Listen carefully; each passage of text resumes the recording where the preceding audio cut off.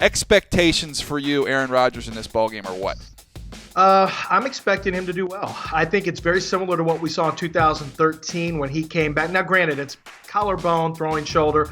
I don't think Aaron Rodgers comes back unless he's ready to roll. And when he came back in that must-win game 16, week 17 back in 2013 against the Bears, he put up 319 yards passing, 2 touchdowns, 2 interceptions. It wasn't vintage Aaron Rodgers, but it was good enough to beat the Bears and get into the playoffs that year. Well, here we are in a must-win situation again, and I think Aaron Rodgers would not be out there if he wasn't ready to fling it around and if he was going to be limited. So I'm expecting a good Aaron Rodgers, and I think he can take advantage of this Carolina secondary. So I think we're going to see Aaron Rodgers, maybe at 85% of what he usually is, which might be enough. Yeah, I think you're going to see a little bit of rust he's going to have to knock off in the first half of this game. I think you'll see him get loose, and you'll start to see him let it fly a little bit. I would imagine some quick hitters going to try and protect him from himself, because one of the things he does so well is extend plays and create things down the field. I think you'd see them try and get the ball out of his hand a little bit early. I think it's just going to be a little bit of an adjustment period. I don't doubt he's the best quarterback in the National Football League, but I just don't think you miss this much time, jump right in there and start cranking. I know he's done it in the past. I just think against a pretty good Carolina defense, that's a big ask. It is a big ask. However, my question to you would be, does Carolina have, do they have enough to overwhelm the Green Bay Packers? And I'm not sure how Carolina is really doing it, to be honest with you. They have no 1,000-yard rusher this year. That's not going to happen. They're not going to have a 1,000-yard receiver this year. It's not like they're a dominant defense when you look at it statistically.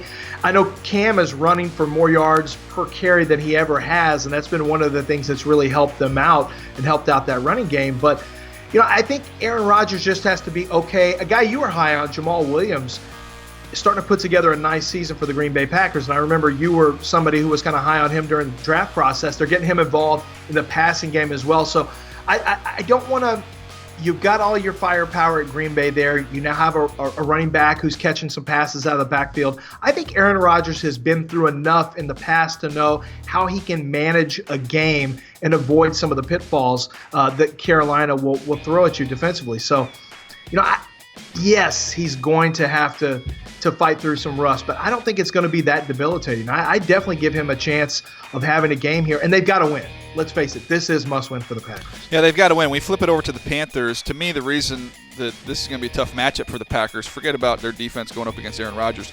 I look at how gross this Packers defense has been, and I look at how bad they looked last week against the Cleveland Browns, who raced out to 21 points. And I think Cam Newton, watching the way he's run, you touched on it a little bit, becoming more involved. When he wants to be Superman and take off, what he did to Sendejo in the hole the other day when he got that 50-plus yard run, quarterbacks that big and that strong are not supposed to make safeties miss at full speed like he does. When he decides he wants to do those Cam Newton-type things, nobody's going to stop him. And I don't think this Green Bay Packers defense is going to be able to stop him either. And you talk about the not having a 1,000-yard rusher.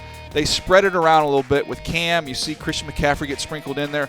I think Jonathan Stewart's gotten a nice little rhythm the last couple weeks and got rolling. And then last week, the Cleveland Browns, Josh Gordon, big physical wide receiver, had some success against the Packers this week. Devin Funchess having a phenomenal season. They felt so confident in him, they shipped Kelvin Benjamin off. He's emerged to me as a true number one wide receiver for this ball club.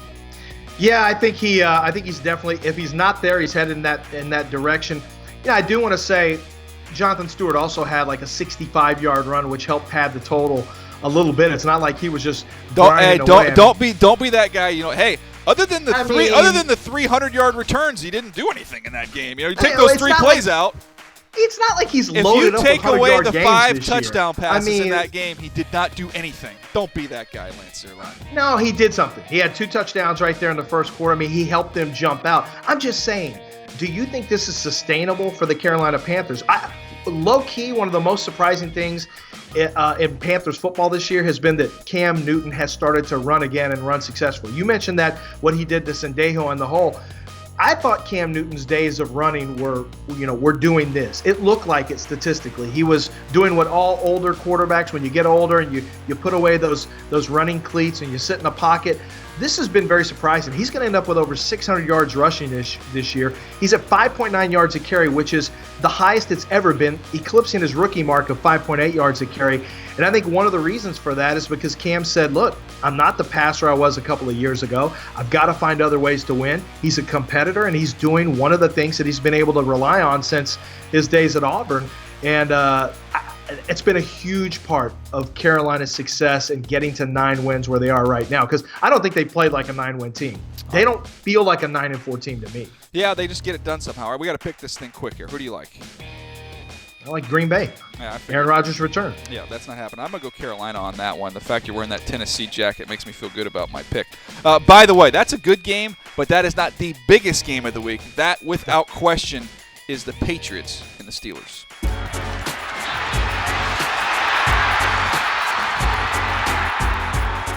Down to the goal line, touchdown, Pittsburgh.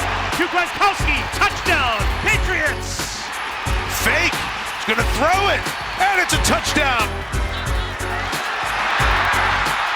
Look out. Well, Dalton is buried. And New England increases its lead. Quick stop, and we put that ball in Stefan's hands right here. Y'all know what's up. Down the near sideline. That is Antonio Brown again over the shoulder. Heinz Field is in a frenzy. Doesn't get much better than this when you're talking about the Patriots and the Steelers and what I think is going to be a preview of the AFC Championship game. Lance, we start with this ball game. I think we got to start with Tom Brady and ask, do we think he can come back from what was a really disappointing game against the Miami Dolphins? Well, I think he can bounce back, but one of the real keys here, you look at what the Dolphins did, which is crowd his receivers with some big corners, and the Steelers can do some similar things as well. And you know, Miami does not rush the passer like the Pittsburgh Steelers can rush the passer. So this is going to be a challenge for Tom Brady because he is going to have people in his face all game long. And, you know, finding his number one big target, that's going to be the real key here. He couldn't do it last week, obviously. Yeah, no Gronk last week. He does come back this week. And we try and think about what the difference is and what Gronk can mean to this offense that struggled last week. Really man beaters. They needed some man beaters. Julian Edelman was their number one man beater. He's out for the season. But then it's Gronk and what he can do. Not having him last week, I thought they got kind of suffocated. When you look at the tape of what we're able to see when you break down Gronk, a couple things jump out to me. Is, look, the way you can employ him, you want to put him out wide at wide receiver. You see him right here lined up, and you bring out a safety, Micah Hyde. This is where Gronk has that size matchup advantage. Little slant, he's got Hyde on his back. There's no separation, but he's just too big and too strong for a safety to handle out there on the perimeter. So now you flex him out in the slot. You're going to get him lined up on a linebacker here in Preston Brown. Got a too-high safety look. He's going to run right by the linebacker, split the safeties, ended up getting a nice chunk play down the middle of the field. So he's that classic dilemma. You're going to put a safety on him. His size is too much. You're going to run a linebacker over the top. He's going to run right by him. Tom Brady will have some man beaters at his disposal with the 87 out in the field this week. Well, there's no question. I mean, Gronkowski is he's a problem for any team that's faced him. He has been. Tom Brady's stats show that when Gronk is on the field, Tom Brady is a different quarterback. I think one of the things to me that is going to make it a challenge for Tom Brady and that offense is that, you know, the New England Patriots are not that stout from guard to guard. And we saw the Texans in the playoffs last year exploit that, and then teams in the playoffs started to try to exploit that. I think the Pittsburgh Steelers, even with Shazier out, I think they can exploit that. I think they can get push along the interior the same way Miami did. And I think it's going to be a challenge for Tom Brady. Now, at the end of the day, I do expect Tom Brady to put numbers up because Gronk is there. It's rare that he doesn't when 87's in the lineup. I look at this Steelers team. I don't think they're going to be able to mimic what the Dolphins did, and I think you mentioned it, Shazier not being out there. This team with the Patriots, running backs in the passing route, out in the flat, you're going to look at tight ends, obviously with Gronk involved. They're going to stress the middle of this defense, this linebacking core for the Steelers. I don't see them being able to match up down in, down out with the tight ends and the running backs in this game. I don't think Tom Brady's going to have to hold the ball. We'll let Brandon Cooks get vertical down the field. This is going to be death by a million paper cuts underneath with tight ends and backs. And that's how they got back into it last week. I mean, when Tom started checking down a little bit more, they had that success. But I don't know, DJ. This is really, I think we've got more dudes on defense here for the Steelers in their front seven than Miami does. So I'm not sure how that changes the issues the Patriots have up front. All right, let's get into what type of game you think this is going to be. Instead of just predicting the score here, you see this a low-scoring game, a high-scoring game? Is it a blowout one side or the other? What kind of game do you think we're going to see? Well, I mean, you look at the New England Patriots secondary, I can't say that I think it's going to be low scoring. I think the Pittsburgh Steelers are going to have success. I think Tom Brady keeps pace. I think it's going to be a shootout, and I don't really care what the weather's going to be. We'll make shootout maybe a relative term, but I do think it's going to be a higher scoring game, yeah. Yeah, I'm with you. I think this is going to be a shootout. I know, look, there's a call for maybe some rain in this one, but I think this is kind of a classic 35-31 type game. Maybe when they meet again in the postseason, we see that score come down a little bit, but I'm with you, Lance. I think this is going to be a big-time shootout. Who do you like winning the game? I like the Pittsburgh Steelers. I think it's going to rain touchdowns.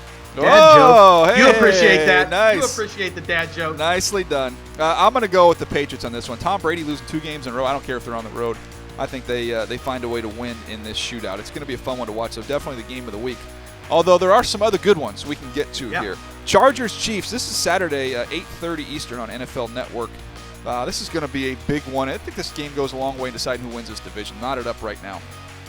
It's a huge game, and that division, boy, it has not played out like we thought it did. Obviously, it was going to with what's happened with the Raiders. The Chiefs looked like they were going to run away from everyone. That hasn't happened. The Chargers have shown up all of a sudden.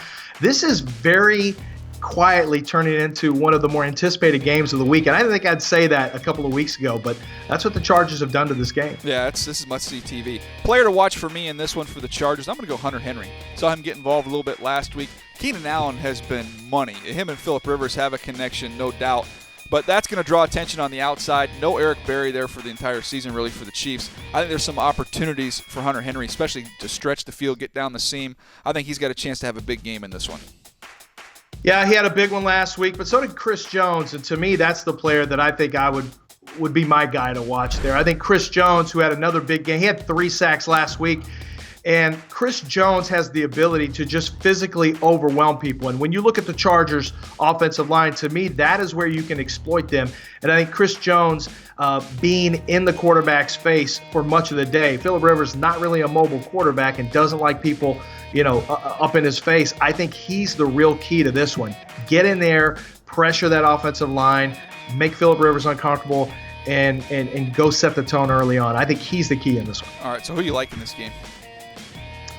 KC. I'm sure we're on the same side again here, right? Golly, we don't agree on we're both anything. Chiefs. Yeah, both no, Chiefs? I'm going Chargers. Chargers have a better D-line. They've got a better quarterback. When it starts getting into crunch time, those are the 2 factors I'm looking at. I like Chris Jones, but I'll take the boys in. I guess they won't be in baby blue because they'll be on the road, but I do like the Chargers in that one. It's going to be a fun game. Another divisional game to keep an eye on this week. Rams at Seahawks. This is a 4:05 Eastern game on Fox. Player to watch for me in this one, Lance, I'm going to go Cooper Kupp. I mean, this guy, we talked about him so much in the run-up to the draft last year. He was on path to the draft every week. We got to know him really well.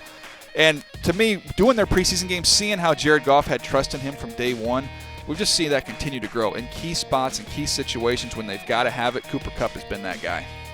How about Cooper Kupp?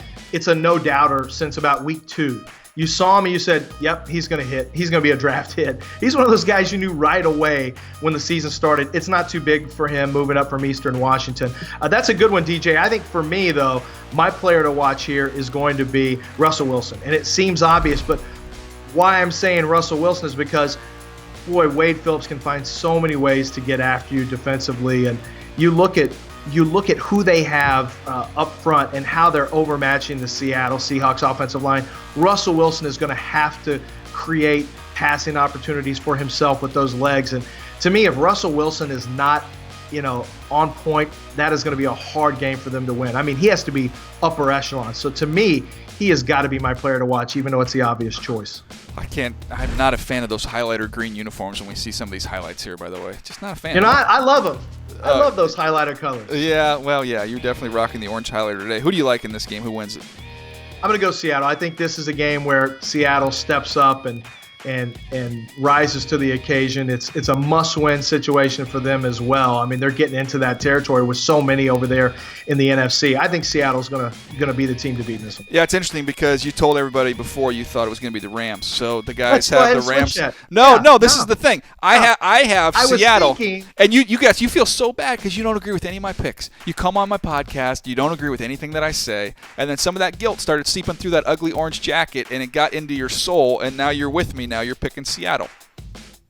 I was thinking about this. I kind of like the Rams in this one the more I think about it. Gross. All right, so You're that's Seattle, fine. right? I went I'll go the Seattle. other side of you. I like the Rams. This is going to be a good competitive game, but you're just flopping around like a fish on the deck right now. I mean, it's not helping me at all. What do you want from me? It's Seattle. You never know what you're going to get from week to week. Oh, the fish market featuring Lance Zierlein.